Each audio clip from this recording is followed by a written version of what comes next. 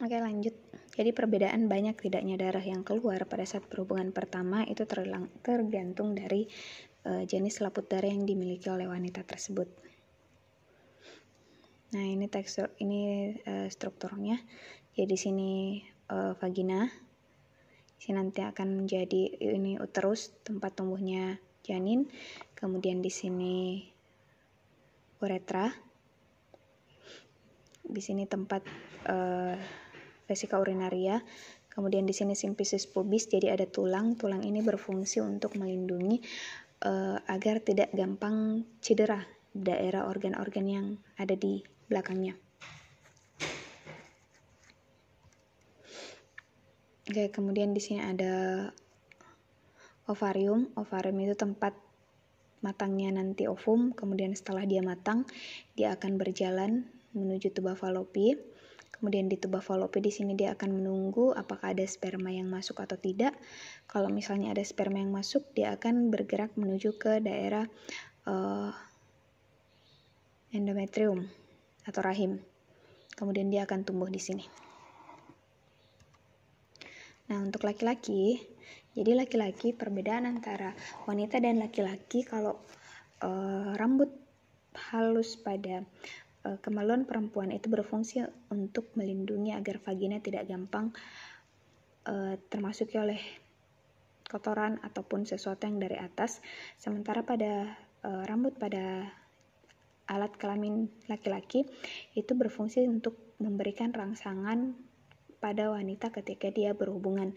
Jadi bukan untuk melindungi ketika misalnya si laki-lakinya menggaruk perutnya, kemudian hasil garukannya itu masuk ke lubang penisnya, itu tidak, tapi dia lebih ke arah keuntungan atau manfaatnya ketika pada saat dia berhubungan, maka rambut ini akan mengenai daerah klitoris pada perempuan sehingga pada saat berhubungan itu akan lebih memberikan rangsangan pada si wanita. Kemudian ini kepala penis, ini batang penis, kemudian ada skrotum.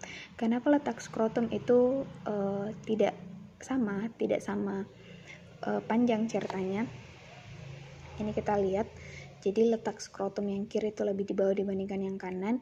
Itu gunanya ketika laki-lakinya duduk, ini dia tidak saling berhimpitan. Jadi yang satunya ke bawah, yang satunya ke atas.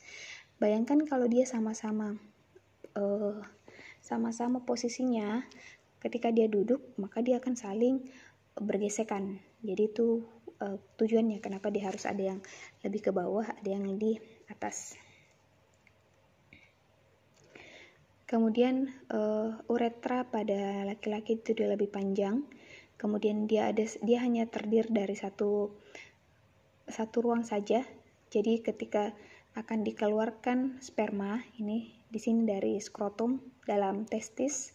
Di testis ini akan diproduksi sperma, kemudian spermanya akan dikeluarkan ke sini. Kemudian ketika spermanya keluar, itu tidak mungkin akan keluar juga urinnya. Jadi jangan khawatir ketika berhubungan ternyata yang keluar mungkin urinnya, bukan sperma. Jadi itu tidak akan terjadi ya. Jadi ketika spermanya yang keluar, maka baik di urin itu akan tertutup dulu.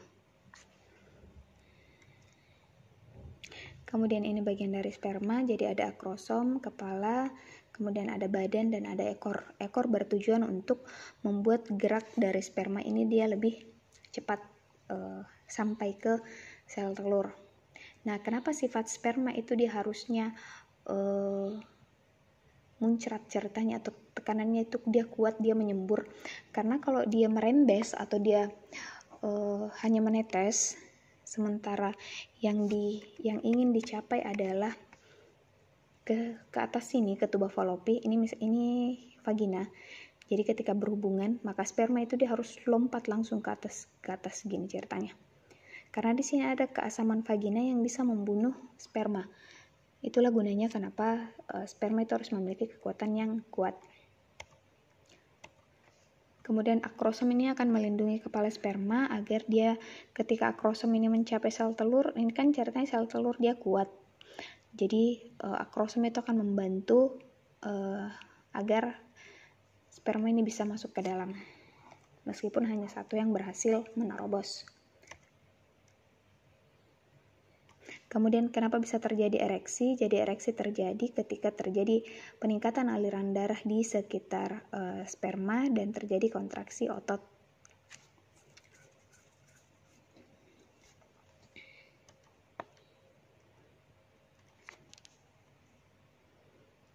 Selanjutnya adalah kelenjar endokrin. Jadi kelenjar endokrin itu terdiri dari beberapa bagian dan lokasi. Ada kelenjar hipofisis, kelenjar tiroid, kelenjar paratiroid, kelenjar adrenal, pulau Langerhans, dan kelenjar kelamin. Pertama, kelenjar hipofisis. Jadi kelenjar hipofisis itu dia bentuknya seperti tidak lebih besar dari kacang tanah.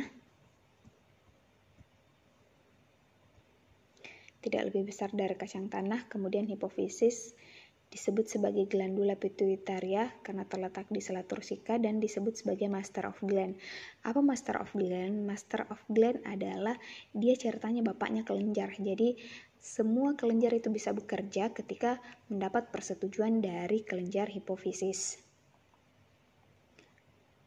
Jadi hipofisis itu kelenjar pituitari itu terletak di bagian otak ini ya, di hipotalamus ini hipotalamus. Jadi dia sini dan dilindungi oleh tulang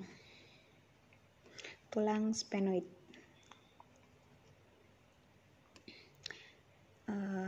Ini nanti dibaca. Jadi hipofisis ada hipofisis anterior, ada posterior. Hipofisis anterior dia akan yang dihasilkan itu ini ada beberapa organ targetnya, mulai dari korteks adrenal yang berada di atasnya tadi ginjal, kemudian hormon tiroid yang ada di leher, testis ovarium yang ada di kelamin, kemudian tulang dan otot, dan kelenjar susu atau mama. Ini nanti fungsi-fungsinya nanti silahkan dibaca.